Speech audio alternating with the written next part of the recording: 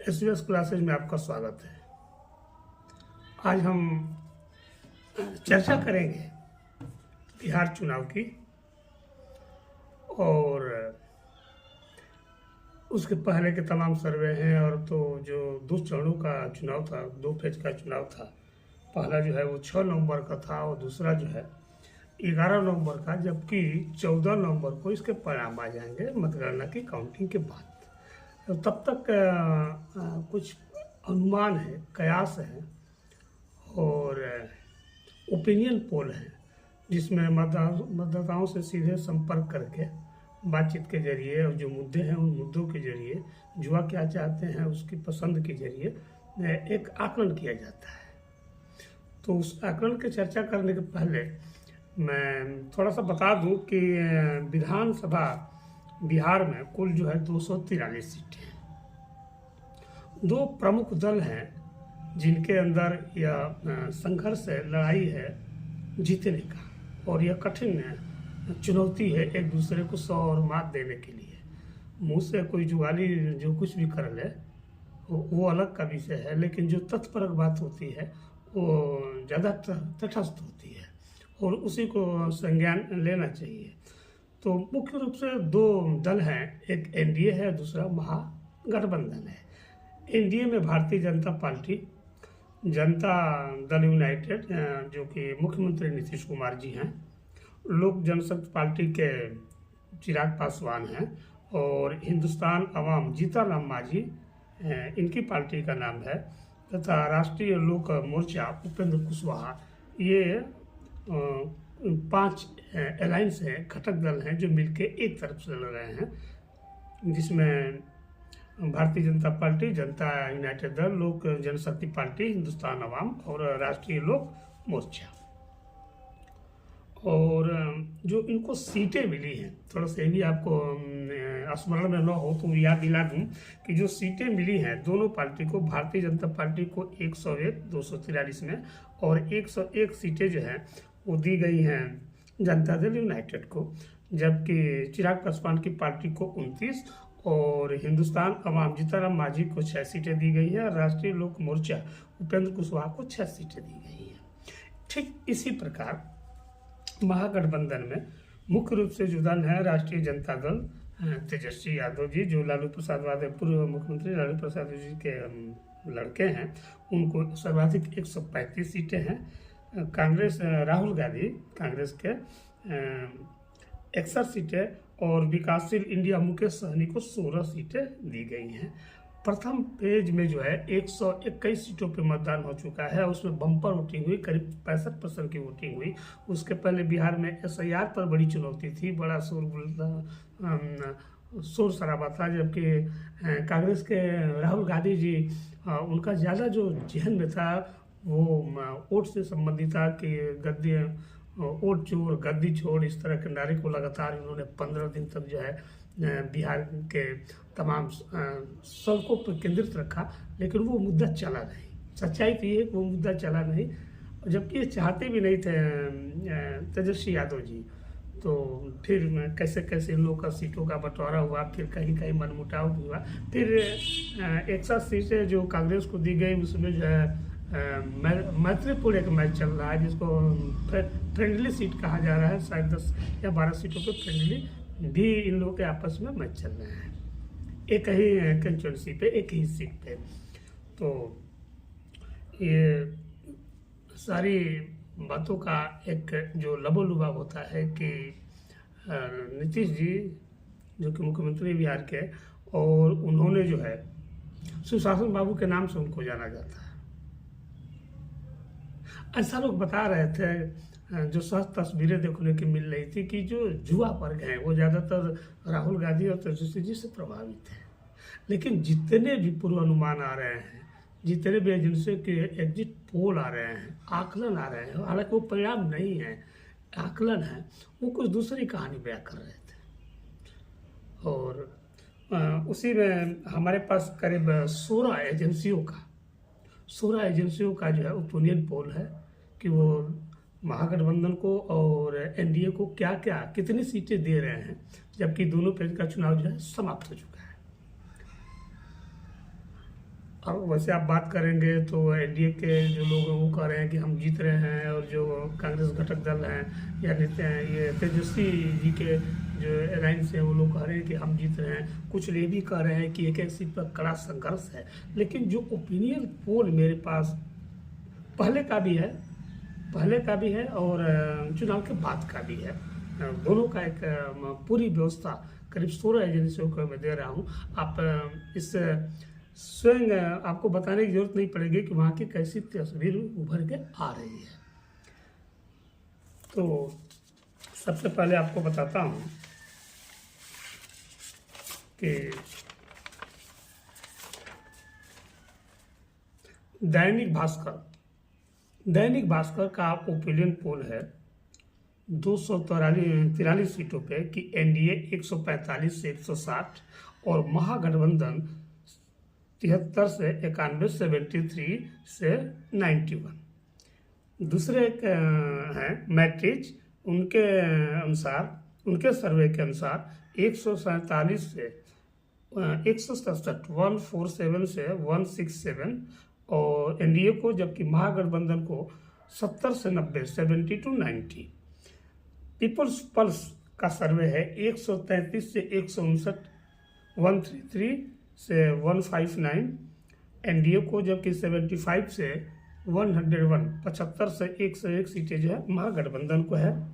चाणक NDA को 130 से 138 seat दे रहे हैं, जबकि महागठबंधन को 100 से 180। होल स्ट्रीट है जो कि एनडीए को 133 से 148 और महागठबंधन को 87 से 102। जेबीसी की रिपोर्ट के अनुसार 135 से 150 एनडीए को, जबकि महागठबंधन को 88 से 103 और वोल्ट डायरी के ओपिनियन के अनुसार 184 से 209। ये बहुत बड़ा फिगर है, 184 से 209, जबकि महागठबंधन को 32 से 49, यानी हाफ सेंचुरी भी पूरी नहीं हो रही है इनके सर्वे के अनुसार। टाइम्स नाउ का जो सर्वे है वो उसमें एनडीए को 143 और महागठबंधन को 95। प्रजापत पोल का जो सर्वे है वो बताता है कि 186 एनडीए, जबकि महागठबंधन को 50 सीटें 50 प्राप्त होगी। इसी प्रकार पीएसआर का सर्वे है, उसमें एनडीए को 142 से 162, जबकि महागठबंधन को 80 से 96। आईआईएफ का जो सर्वे है, जो आकलन है, जो पूर्वानुमान है 145 से 163 जब एनडीए को, जबकि महागठबंधन को 76 से 95 सीटें। न्यूज़ 24 इसका जो सर्वे है वो बताता है कि 152 सीटें एनडीए को और 84 सीटें महागठबंधन को।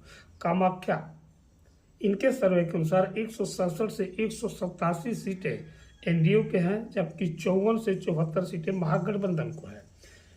डीबी रिसर्च के अनुसार 137 से 152 सीटें 83 एनडीए को, जबकि 83 से 90 सीटें महागठबंधन को। न्यूज़ 18 के अनुसार, सर्वे के अनुसार 140 से 150 सीटें एनडीए को, जबकि 85 से 95 सीटें आपके महागठबंधन को। इन पोल का यदि हम एक पोल निकालें, एवरेज निकालें, पोल का जो पोल निकल के आ रहा है, यानी उसका जो एवरेज आ रहा है, औसत आ रहा है, वो आ रहा है कि अगर ये 16 एजेंसियां हैं जिनके सर्वे में आपको बताया हूँ, इनका पोल आ रहा है 154 एनडीए के पक्ष में एवरेज आ रहा है, और महागठबंधन का 83 सीटें हैं, जबकि 6 सीटें अन्य के खाते में जाएंगे। उसमें बहुजन समाज पार्टी भी है और पासवान की भी पार्टी का है और ओवैसी जी का भी है।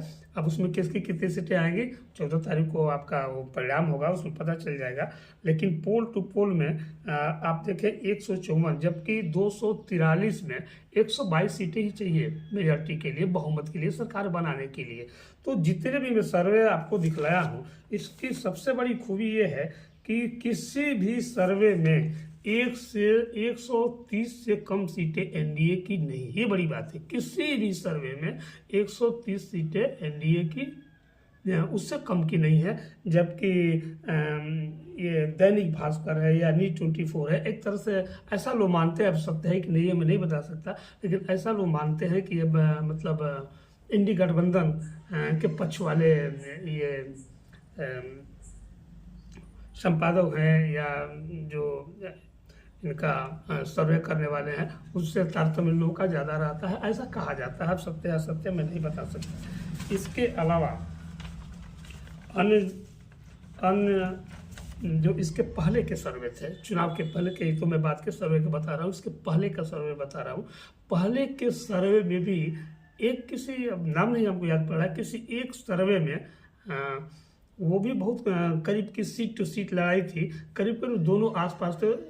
उस जिसने सर्वे की एजेंसी का नाम मैं भूल रहा हूँ, बाकी उसमें भी जितने सर्वे थे चुनाव के पूर्व के, जो बयार थी, जो एक हवा थी, तो वो जो है एनडीए के पक्ष में थे, इसमें कोई संदेह नहीं है। और जितने भी 16 एजेंसियों का आकलन है, यह आपको एक कहानी बताता है कि यदि इनका सर्वे सही है, भाई 16 तो 16 गलत करेंगे ना, गलत नहीं करेंगे।